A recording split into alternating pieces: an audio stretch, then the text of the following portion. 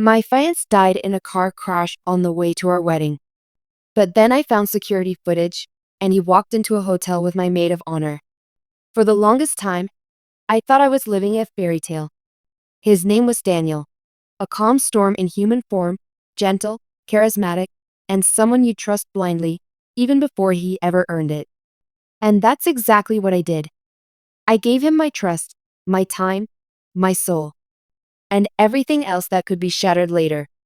We met in a bookstore, both reaching for the same battered copy of Wuthering Heights. It felt cliché, like some screenwriter had dropped that moment into my life. But when his fingers brushed mine and he smiled that easy, confident smile, I knew I'd never walk out of that store the same. He bought the book. I protested. He handed it to me anyway with his number scribbled on the inside cover and said, "It's yours. But you'll owe me dinner." I laughed. But I called. What followed was 2 years of what I thought was love. Real love. The kind that melts trauma into comfort. The kind that makes you believe maybe, just maybe, you're finally done hurting. I had spent so much of my life wounded by my father's alcoholism, my mother's indifference, a childhood where I often felt like furniture in a house of ghosts. But Daniel, he saw me, or so I thought. He didn't just hold me. He rebuilt me. Slowly. Patiently. The first time he met my family, he looked my father in the eyes, not with fear, but with quiet defiance, and told him, "You don't get to scare her anymore." I'd never seen anyone stand up to him. Not like that. And my father. He backed down. My mother called Daniel a miracle. My sister sobbed when we got engaged. Even I, with all my guardedness, finally breathed. When Daniel proposed, he did it during a weekend trip to the mountains. Snow falling, fire crackling behind us, a ring hidden in my mug of hot chocolate. I almost swallowed it. We laughed until we cried. Then he got on one knee and said, "I want to be your safety for the rest of your life." I said yes, of course I did. The wedding planning was a blur. Stressful, expensive, overwhelming, but somehow perfect, because he was always there. He helped pick flower arrangements. He cried during our cake tasting. He even told my overbearing aunt to back off when she tried to change the guest list. Everyone loved him. Everyone said I was lucky. And I believed it. I needed to believe it. Because if I didn't, I might have had to admit how little I truly knew him. My maid of honor, Claire, was my best friend since childhood. We'd grown up next door to each other. She was my ride or die, my secret keeper, the girl who once punched my sixth-grade boyfriend for cheating on me with a girl from summer camp. She was loud, funny, fiercely protective, and had been by my side through every broken piece of my life. If anyone had earned my trust, it was Claire. So, naturally, when I asked her to be my maid of honor, she cried harder than I did when Daniel proposed. She said, "I've been dreaming of this day since we were 10. I believed her. She helped me choose my dress. She handled RSVPs. She hosted the bridal shower and gave a speech that made even my stone-faced father tear up. She was there, always there." I remember her hugging me the night before the wedding and whispering, "This is it. You're going to be so happy. You deserve this." God, how those words haunt me now. The morning of my wedding was surreal. It was raining, a soft, misty drizzle, the kind you'd expect in a romantic movie montage. I sat in a silk robe, surrounded by curling irons, makeup palettes, champagne flutes. My mom dabbed her eyes every few minutes. Claire danced to Taylor Swift, trying to keep me calm. Daniel had texted me at 7:23 a.m. I still remember the exact message. "Today I marry my best friend. I love you so much. See you at the altar." I replied with a heart and a shaky selfie in my robe. He didn't respond. I thought maybe he was just overwhelmed, or rehearsing his vows, or helping guests settle in. At 10:04 a.m., my phone rang. I remember the silence before it. Then the scream. Then the glass falling from my hand and shattering across the floor. Daniel was in a car crash. On his way to the venue. It was instant. He died on impact.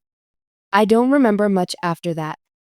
I remember Claire holding me so tightly I couldn't breathe.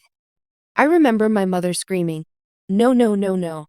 I remember being driven back home in my wedding dress, rain-soaked and half-dreaming, like I'd been ripped out of reality and thrown into someone else's nightmare.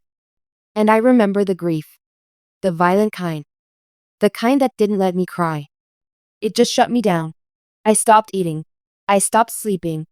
I stopped answering messages. Everyone said the same thing. You need time. But time didn't bring peace. It brought questions. Because something didn't feel right. Daniel's body was never shown to me. The funeral was closed casket. I was told it was too damaged, too painful to see.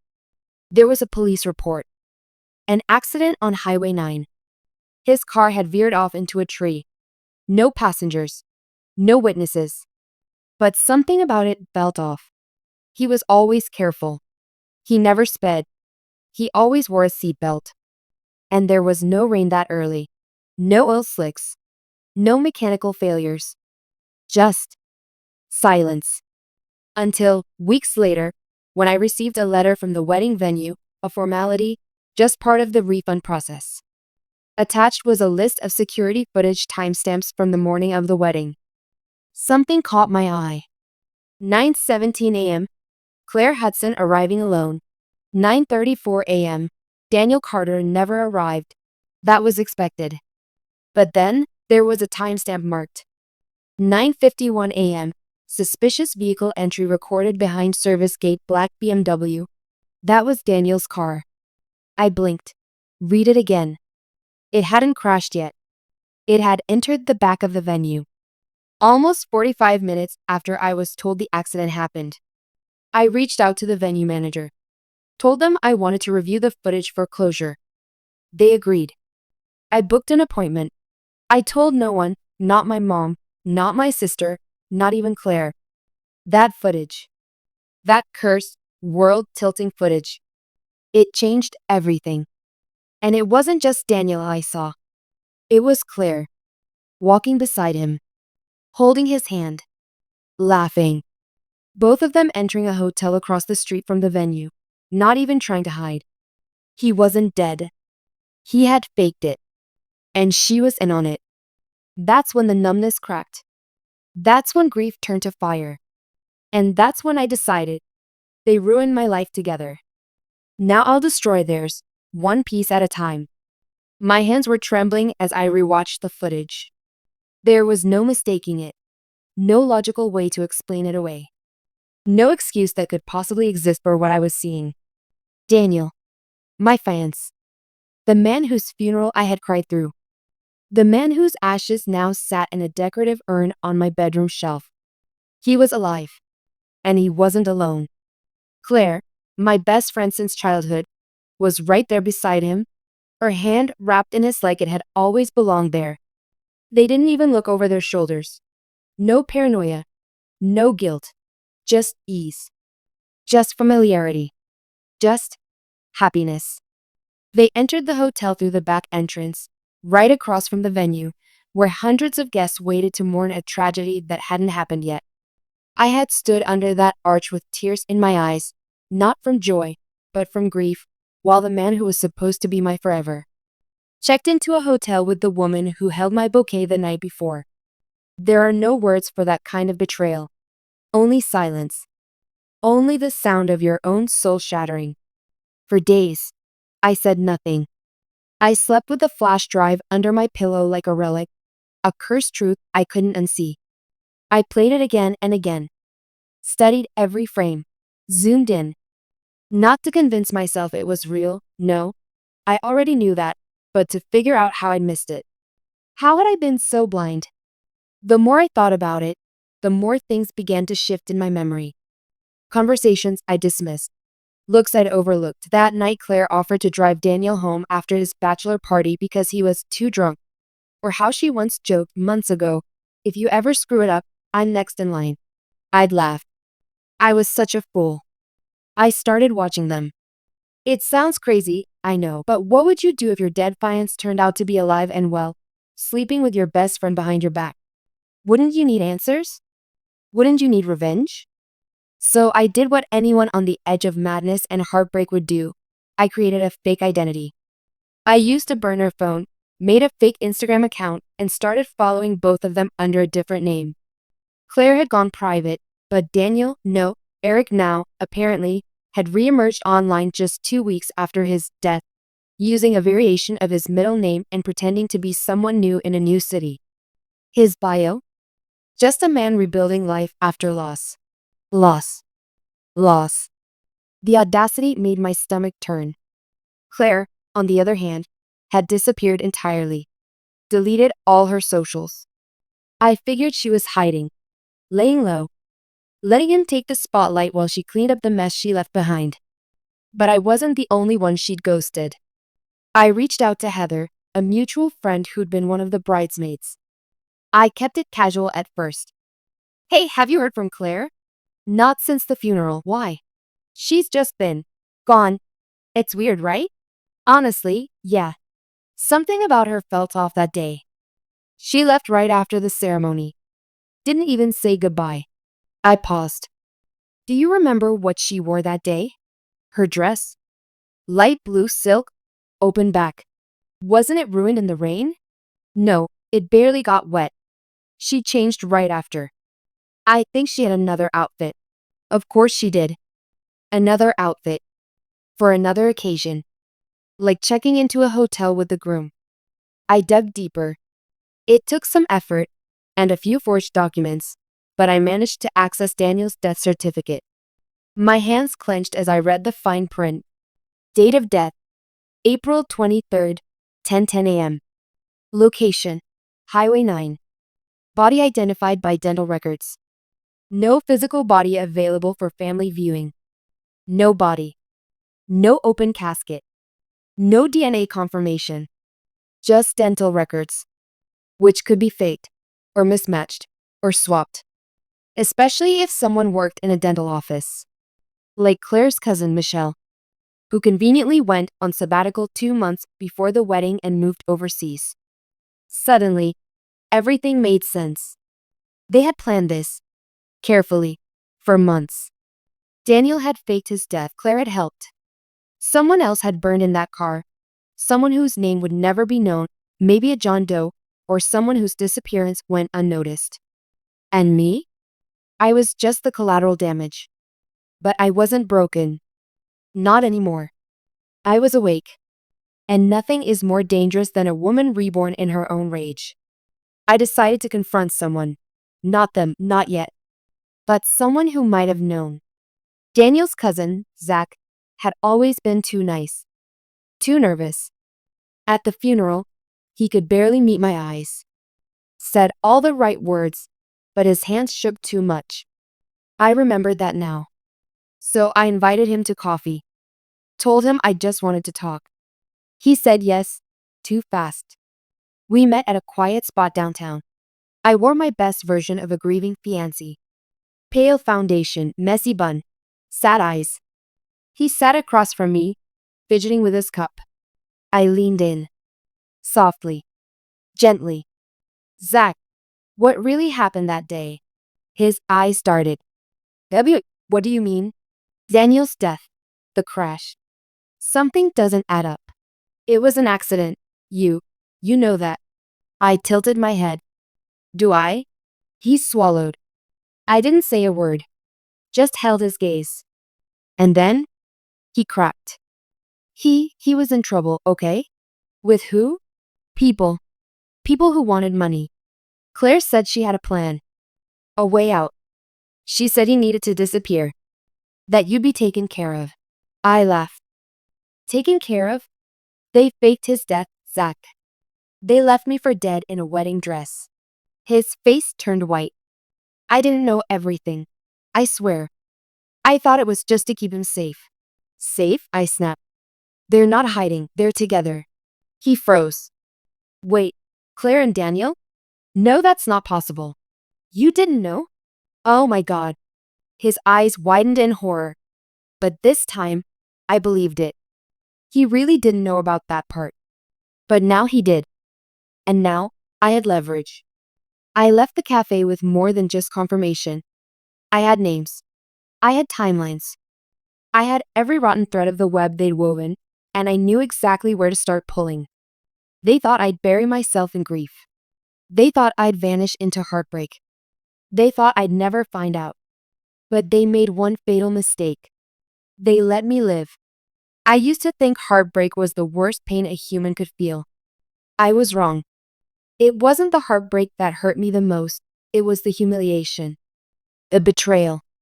The knowing. Knowing that I stood at an altar in a white dress, clutching trembling vows in my hand, while the man I loved and the woman I trusted most were a few buildings away, probably wrapped in each other, laughing at the tragedy they had staged. And everyone cried for me. Everyone pitied the poor bride whose groom had died too young. Meanwhile, I was just the ghost left behind by two living people who had killed me in spirit. The rage came quietly at first, like a flicker behind the ribs. But it didn't take long for it to grow teeth. I stopped crying. I stopped wondering why. I started planning. It took 2 weeks to collect the pieces. 2 weeks to unravel the story behind the performance. I dug into hotel records, created a fake account posing as a wedding photographer, and requested access to lost photos from the day for a memorial album. It worked. One of the employees, a tired guy named Evan, emailed me a folder full of images from the lobby and service hallway cameras. In one image, timestamped 10:03 a.m., you can see Claire adjusting her hair in a hallway mirror. And Daniel, or Eric as he now went by, holding a room key in his hand behind her. They weren't rushing. They weren't hiding. They were celebrating. I vomited after I saw it. That was the last time I let myself feel grief. After that, I welcomed fury like an old friend. I started with Daniel. No, Eric. His new life was sloppy. New city, same routines. New name, same face. He thought the internet was fast enough to hide in. He forgot how connected everything is now. He worked at a consulting firm under his fake identity. I sent an anonymous email to the HR department with a copy of his real obituary, flagged for identity fraud suspicion. I didn't stop there. I sent it to the firm's CEO, their legal department, and even a rival firm he'd interviewed with the year before. 3 days later, his LinkedIn disappeared. 4 days later, his name was erased from the company's site. 5 days later, his work address badge was canceled. He didn't know who was doing it yet, but I wanted him to feel watched. Next was Claire. She was harder to find. She'd gone underground, no socials, no recent posts, no trace of where she lived. So I turned to someone who'd always known how to find her younger brother, Tyler. Tyler and I had never been close, but we'd bonded over Claire once. He once told me how she protected him from bullies, how she always knew how to talk her way out of any mess. Funny how accurate that turned out to be. I messaged him. Simple and sweet. Hey Tyler, I've been trying to reach Claire. Just wanted to send her something. Do you know where she's living these days? He replied within minutes. I think she's in Baltimore now. Not sure of the exact address. Want me to ask? No, that's okay. Just wanted to send flowers or something, thanks. Baltimore. That was enough. Claire had always been a creature of habit. She had favorite coffee shops, favorite yoga studios, favorite dog parks. It took less than 48 hours to locate her via tagged posts in yoga class group photos. A background logo gave her away. She was using a new name, too. Clara Hunt. What a joke. But what I did next wasn't a joke. It was surgical. I sent her a bouquet. Not just any bouquet, her favorite flowers. Purple peonies, Casablanca lilies, and black calla. With a note. Your secrets bloom just as well as these. A friend from the wedding. No name. No signature. Just enough to make her sweat. Within hours, I got what I wanted. Her panic. She reactivated an old burner Instagram. No posts, no profile picture. But she followed Daniel. I saw it. Because I was following both of them. And that's when I knew. They were terrified. Good. But it still wasn't enough. I didn't just want them afraid. I wanted them isolated. Disgraced. forgotten. So I began my masterpiece, the obituary email. Using a new burner identity, this time posing as a journalist from a wedding scandal blog, I composed an email to 5 major gossip sites and 1 mid-sized newspaper. Subject: bride left at altar, but groom was caught checking into a hotel with maid of honor who helped fake his death. I attached photos, footage, dates, even Claire's background info linking her to the forged dental records, the cousin who disappeared overseas. I said I was a whistleblower, a friend of the bride who couldn't stay silent anymore. Then I hit send. I didn't sleep that night. Not out of fear, but anticipation. By morning, the internet was on fire. Viral headlines. Dead groom lives, spotted with bride's best friend. Wedding day conspiracy exposed. Woman mourned her fans, while he slept with her maid of honor across the street. Their photos were everywhere. Their aliases exposed. Their real names dragged back into daylight. Eric's company released a statement denying any involvement. Claire's yoga studio fired her effective immediately. Her cousin's dental license was suspended pending investigation into forgery and fraud. And me? I sat in my kitchen in silence, drinking tea, wearing the robe I had once worn the morning of my wedding. This time, there were no tears, just peace, and a plan for what came next. Because this wasn't the end. Not yet. I knew they'd try to contact me. They didn't. I knew they'd try to hide. They did. But what I didn't expect, what I truly didn't see coming, was the message. 2 weeks after the story broke, I got an anonymous text. "We didn't mean to hurt you, but you left us no choice. No name, no emoji, just venom disguised as explanation." I stared at it for a long time, and then I smiled. They thought I was done? They had no idea who I was now. You see, they faked a crash to bury a love, but they created a storm instead. I once thought revenge was rage-filled, messy, loud. It's not.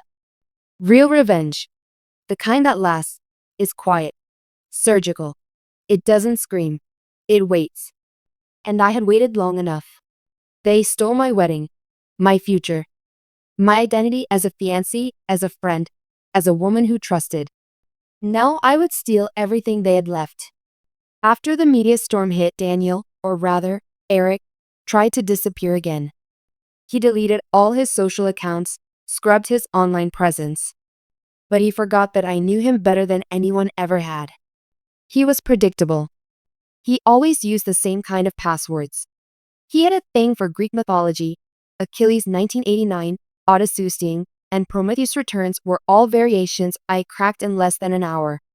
He had once shown me how he encrypted personal files on a cloud drive, just in case, he had said. I used to think it was charming. Now it was pathetic. Within a day, I was inside his drive. He kept everything. Emails, photos, a backup of fake IDs, even a document called Timeline Exit Plan. Reading through it felt like betrayal all over again, but colder this time. Calculated. He'd mapped out the fake death with military precision.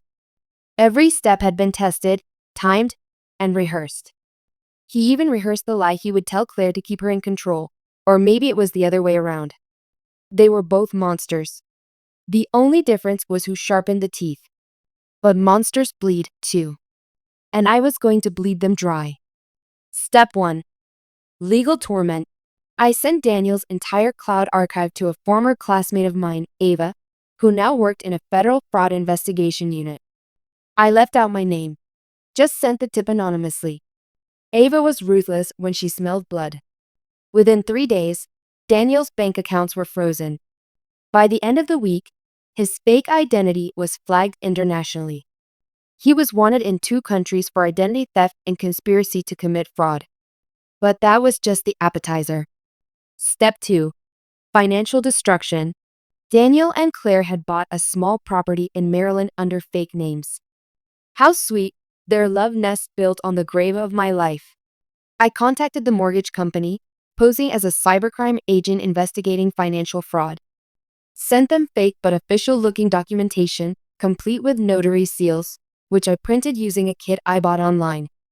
You'd be surprised what's legal on the internet.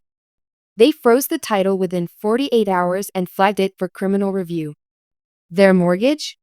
Defaulted. Their home? In foreclosure. I didn't just want them hunted. I wanted them homeless. Step 3. Social collapse. Claire had tried to lie low. But the internet never forgets. I anonymously uploaded every photo I had of her with Daniel, including the ones from before my wedding. I posted screenshots of her messages to me during the wedding planning, telling me how lucky I was. I wrote a blog post under a fake identity titled, "My best friend slept with my fiancé the night before my wedding and helped him fake his death." The story blew up. Again. Suddenly she was everywhere.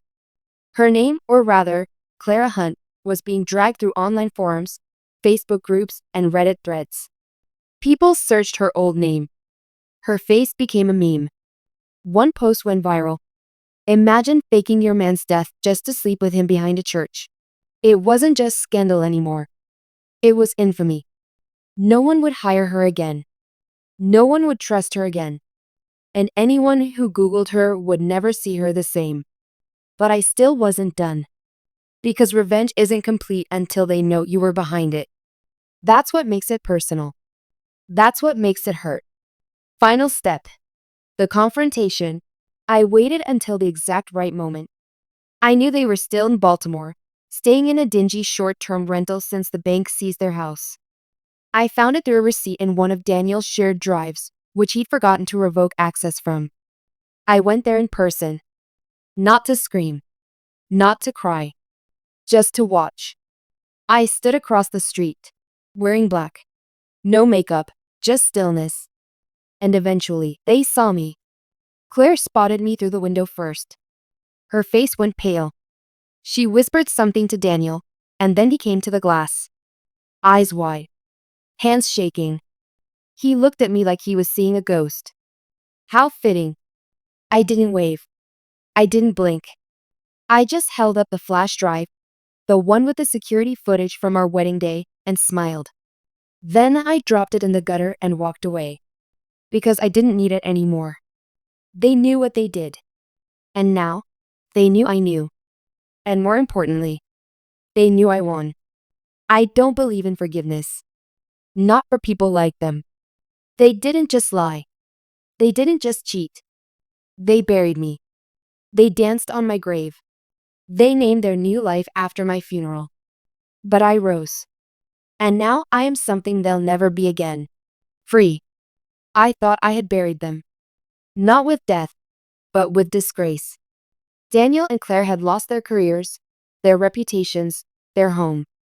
They had gone from smiling liars to fugitives hiding behind blackout curtains and burner phones. And I was done. That's what I kept telling myself. I'd won. I had turned their love into legend, not the romantic kind, but the cursed kind. The kind people whispered about online, with hashtags like #runawaygroom and #coffin couple. I was supposed to feel satisfied. But satisfaction is a myth when you've loved a ghost. Because ghosts don't leave quietly. It started with a phone call. A restricted number. I almost didn't answer. Hello? Silence. Then, a voice I hadn't heard in months. You think you won. It was Claire. Calm. Cold. No hint of shame. You ruined our lives, she said. You faked a death, I replied. I just uncovered it. She laughed softly. No, you made yourself a villain. You think this ends with a few headlines and some blog posts? It ends with the truth. No, she whispered. It ends with you realizing you were never the victim. Click. Just like that, silence. But those words? They stayed with me. You were never the victim. I wanted to dismiss them. Wanted to chalk them up to guilt and manipulation. But something about her voice. It wasn't defensive. It was smug. Like she knew something I didn't. I couldn't let it go. I revisited everything. Every email.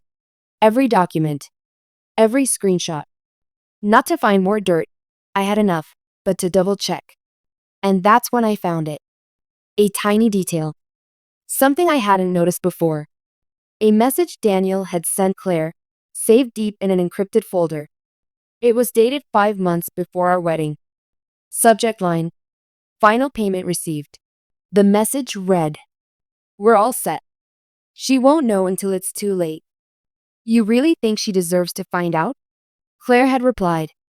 She was always so smug. "Let's see how strong she is without money." Money? I froze. What did they mean? That night, I went to my parents' house. I needed answers.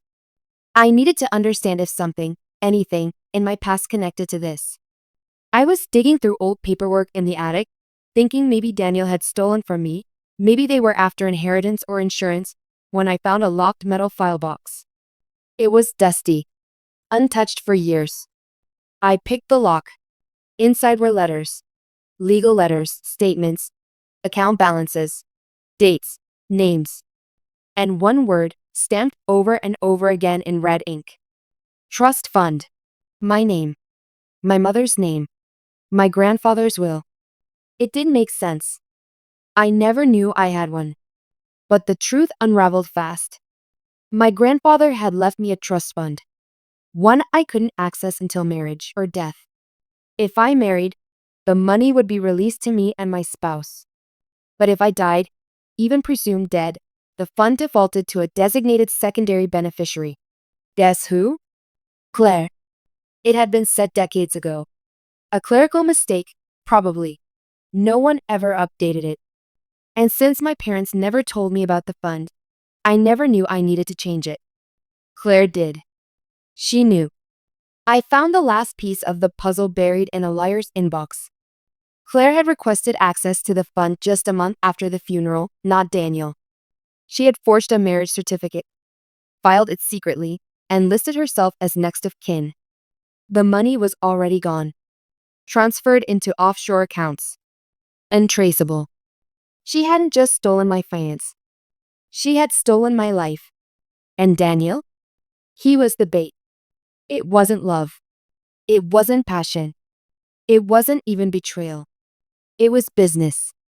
A cold, calculated con, using a man I thought I loved to lure me to the altar, only to kill the marriage on paper before it ever happened. Daniel didn't fake his death to run with Claire. He faked it because Claire had planned to cut him out too. And now? He was missing. I dug through hospital records, travel logs, mortuaries. 2 weeks later, a body was found in a rental cabin in Vermont. Cause of death: barbiturate overdose. Ruled a suicide. DNA confirmed it was Daniel. No note. Just an empty bottle. And one line scrawled on the wall, written in black marker. She said she'd split it. She lied. Claire won. She used both of us. She let me fall in love. Let him fake a death. Let us ruin each other. And then, she walked away with millions. So what did I do? I hunted her down. This time, not to ruin her life, she already did that herself. This time, to let her see what she created. I found her in Lisbon, under a new name, living in luxury. I didn't approach. I didn't shout. I mailed her a single envelope. No return address. Inside was a photo of Daniel's body on the morgue table. And on the back, I wrote, "Your lie bought you freedom. His death paid for it. But mine is still coming. Will I let her live? Maybe. Maybe not. But the thing about people like Claire, they never stop running. Because they know the past always catches up. And I'm no longer waiting at the altar. I'm chasing her down the aisle of hell.